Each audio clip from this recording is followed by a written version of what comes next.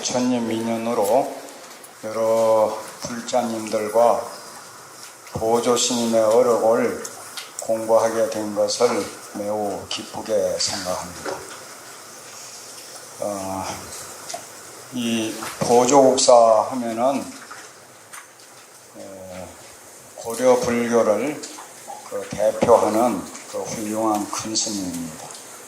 우리나라의 큰 스님을 역사적으로 세 번을 꼽을 때는 신라의 원효 스님, 고려의 보조 스님, 이조, 그러니까 조선조 때 서산대사 그 세 큰 스님네들을 뽑습니다.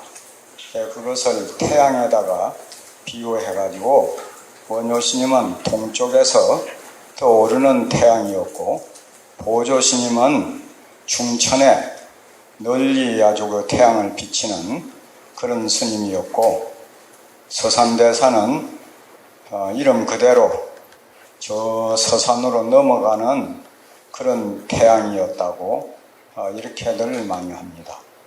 보조 스님에 대한 어록 강의를 하자면은 첫째, 보조 스님이 어떤 분이라는 것을 우리가 대강이라도 좀 알고 공부를 하면은 더 신심이 날 것 같아서 보조 스님 비문에 있는 것을 좀 중요하다고 생각되는 것을 뽑아가지고 이렇게 여러분들에게 나누어 드렸습니다. 이것을 한번 읽어보고 그러고 나서 보조 스님의 어록으로 들어가서 공부를 하는 것이 좋을 것 같습니다. 그럼 여러분들께서는 가만히 눈으로 이것을 보고 생각하고 그렇게 계십시오. 내가 읽어 드릴 테니까. 국사는 이제 보조국사죠. 국사의 속성은 출가하기 전에 이제 마을에 계실 때 성은 이 말이죠. 정시며 법명은 진울. 이제 알지자하고 이건 눌자는 어눌할 눌자라요. 진울이시고 이 말이죠. 자호는 스스로 자기가 호를 보조 스님께서 말년에 지어갖고 부른 것이 있어요. 자호는 모구자란 말은 이제 소를 친다, 소먹인다 이 말이요. 우리의 심성을 소에다가 비유해가지고 그래서 이제 돌을 자꾸 이제 연마해서 닦는 것을 갖다가 모구행이라고 이렇게 그러거든요. 그래서 이건 이제 모구자라고 그랬어요. 모구자. 시호는 이제 돌아가시고 나서 그 나라의 임금님께서 그 덕과 도를 존중해갖고 내리는 호를 갖다가 시호라 그래요. 시호. 이거는 살아 계실 때 그런 게 아니고 돌아가서 그 왕이 내리는 호입니다. 시호는 불일 보조국사. 부처님의 태양이 널리 비친다. 그래서 호를 불일 보조라고 그랬어요. 불일 보조국사라고 했습니다. 아버지, 그러니까 보조 스님의 출가하기 전 이제 보조 스님을 낳아준 아버지죠. 아버지인 그 이름이 강우라. 강우는 국학 학정 그 안에 해놨죠. 가려고 국립대학 요즘으로 말할 것 같으면 국립대학 교수격이라는 게요.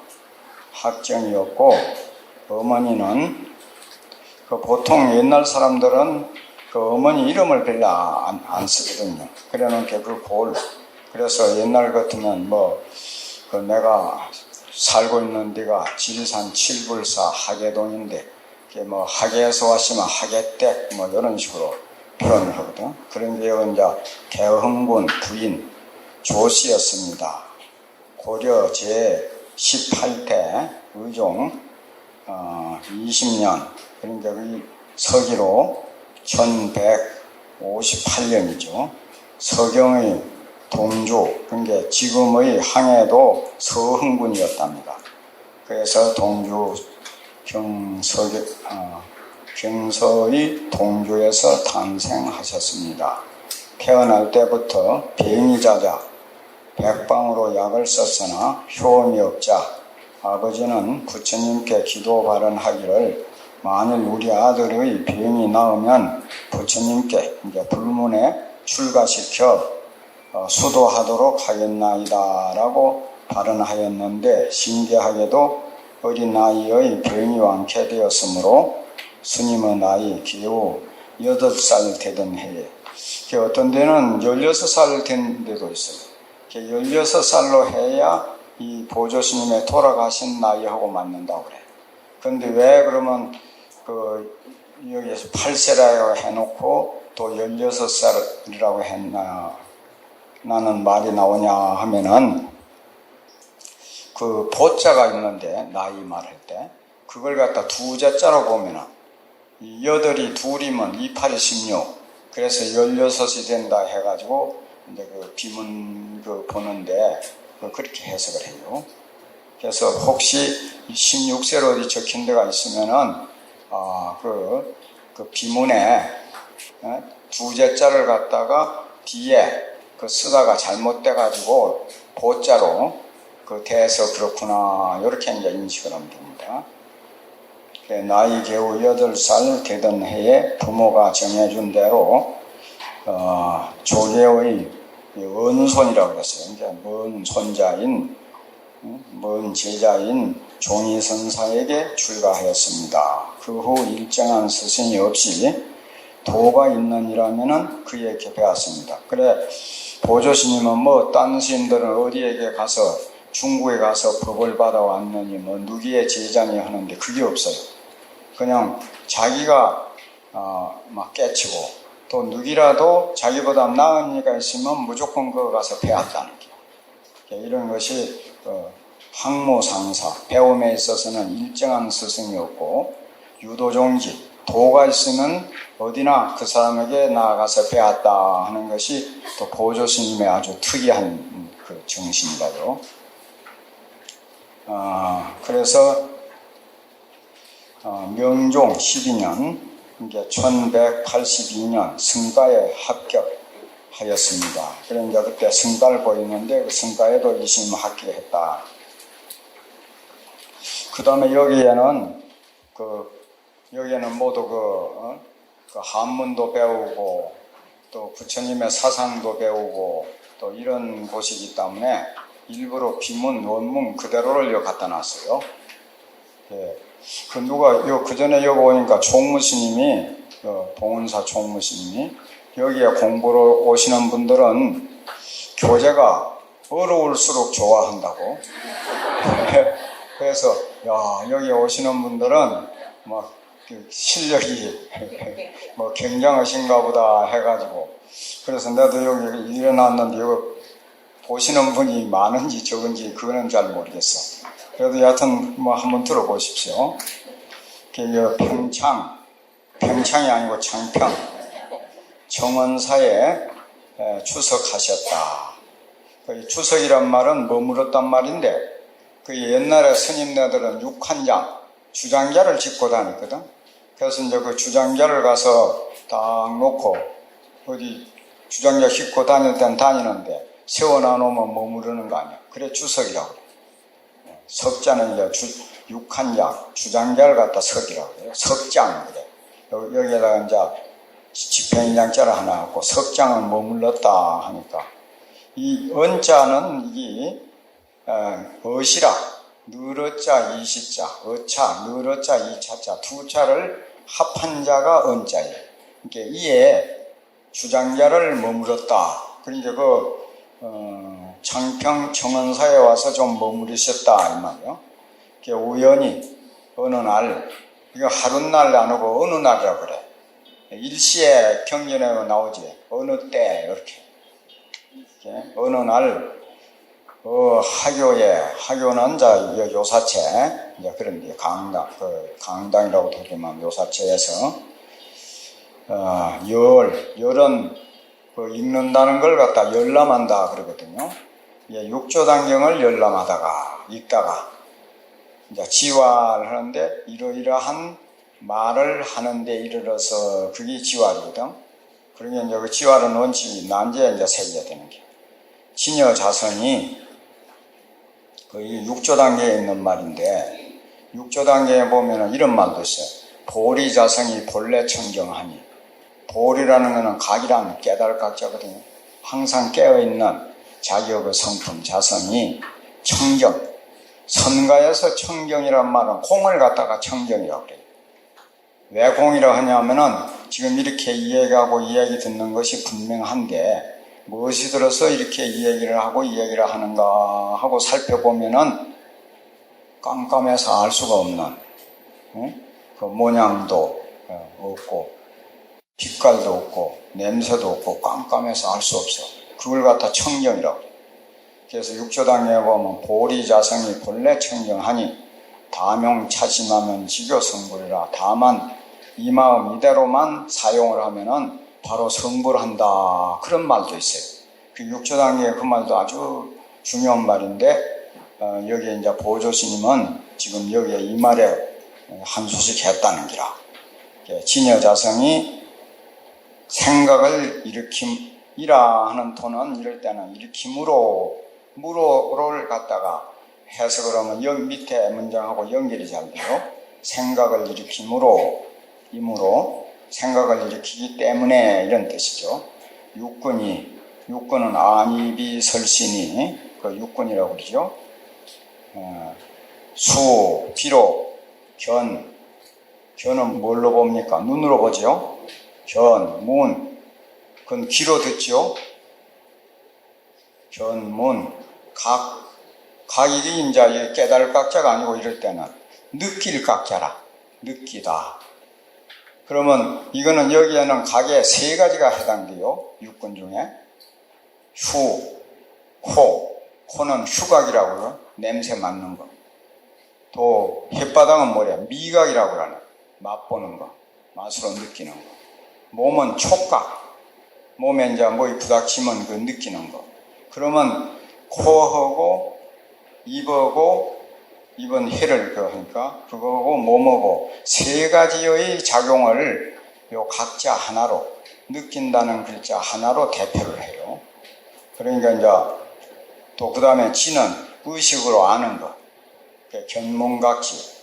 육군이 비록 견문각지를 하나 보고 듣고 느끼고 알고 하나 저 바깥 대상, 우주, 삼라만상 그 대상에 물들지 않고 진성이 참 성품이 항상 자제하다.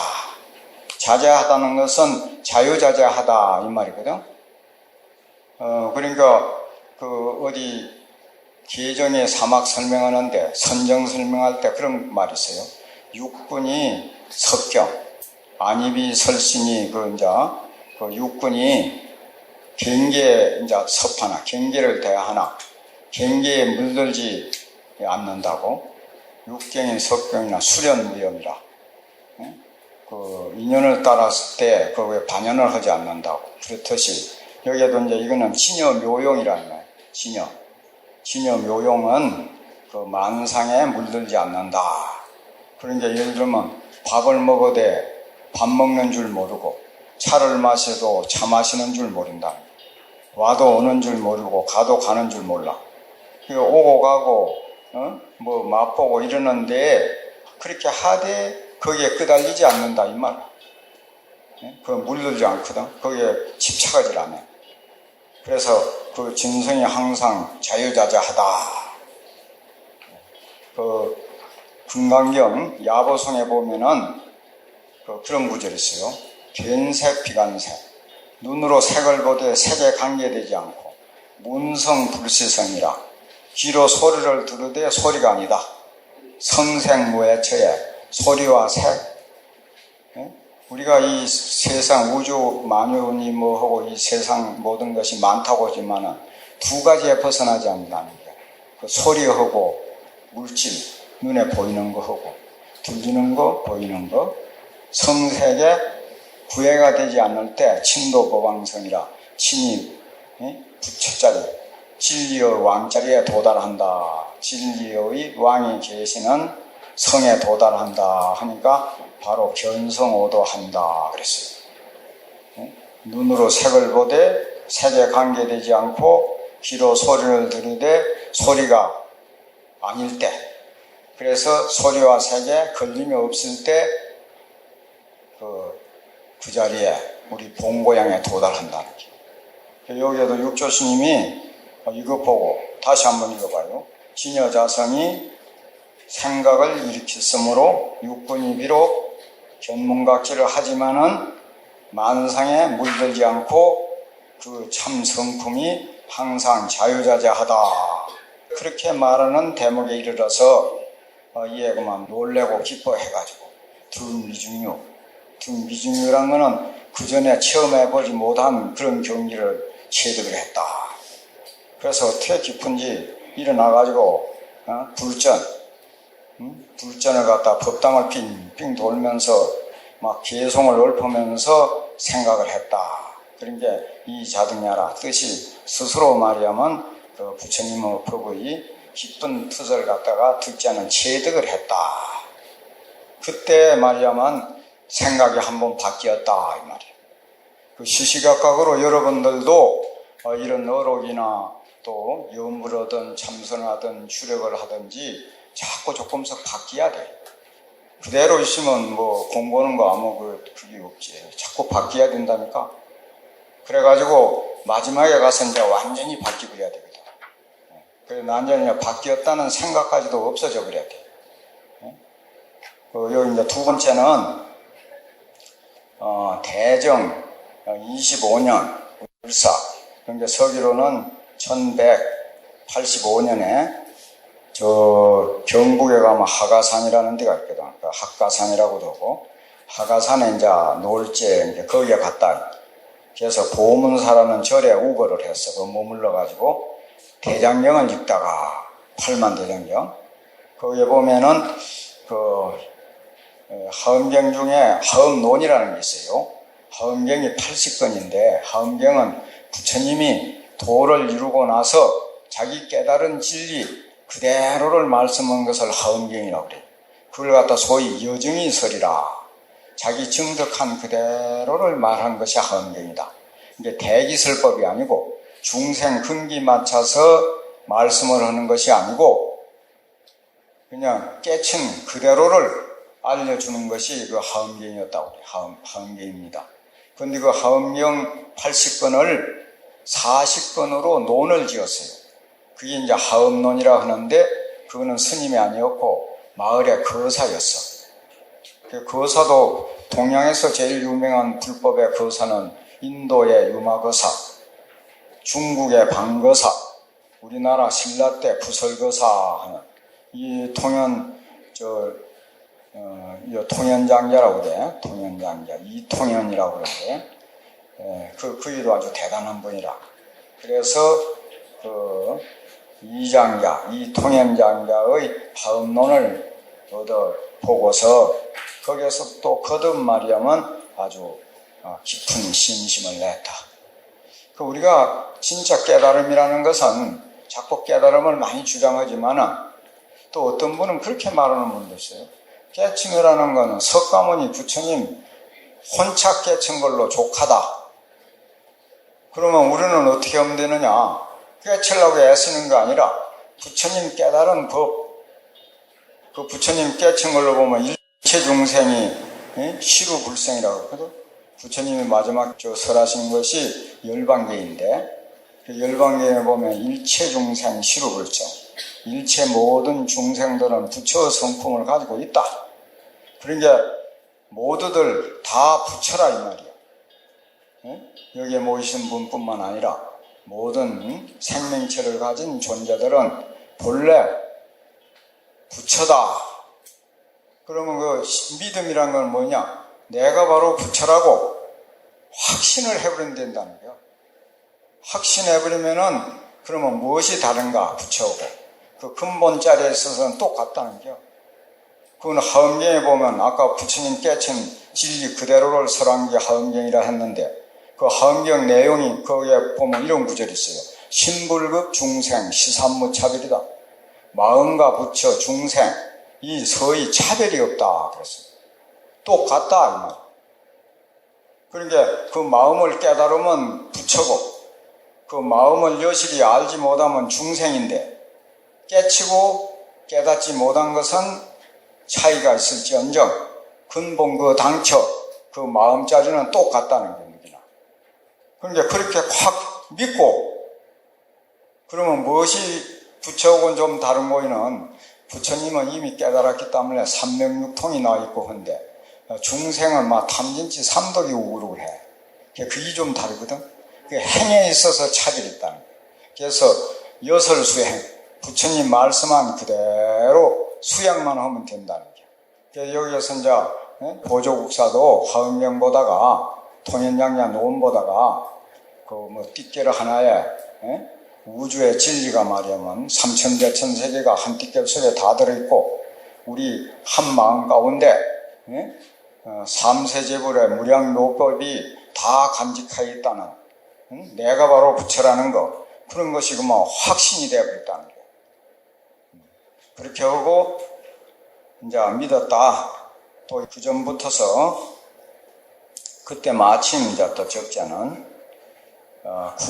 구식은 올해부터 아는 설로 그게 이제 선가에서 아주 노장인 득제라고 하는 이가 그 803 거조사에 와서 같이 수양하자고 자꾸 아주 간청을 함으로 해서 드디어 그 거조사에 가서 거했다. 그 보조심이 거가 있으니까 지종에 불교뿐만 아니라 모든 그 종파 불교도 뭐 조계종뿐만 아니라 뭐 모든 교종 뭐 무슨 여러 종들의 제종에서 이름을 갖다가 던진 명의를 막 팽개치는 게 헌신짝벌이 이렇게 버린다고 그러네요. 고사는 높은 훌륭한 선비들이 훌륭한 분들이 있어가지고 가기 근청 아주 각고의 뜻으로서 아주 근청을 해가지고 정을 익히고 해를 걸리는 것. 이게 정의 쌍수라. 정의 쌍수하기를 숙약. 막 이런 밤부터서 깨우림이 없이 막 계속해서 그러하기를 여러 해를 했었다. 그래서 그래도 뭐 거기에 도가 그렇게 큰 진치가 있는 것 같더라 안 해가지고 늘 그러니까 육조단경 보다가도 깨치고 하음경 보다가도 깨치고 했는데 가슴에 늘 무엇이 뭉클하게 걸려있는 것 같고 또 아주 부모를 죽인 원수하고 한 곳에 거처하는 것처럼 무엇이 그래 딱 후련한 감이 없어. 그래서 상무지에 올라가가지고 대해 종고하상 관하선의 주창자 대해 어록을 갖다 보고 확 깨달았다. 지금 여기 다음에 읽어볼 거는 그 말을 하는 겁니다.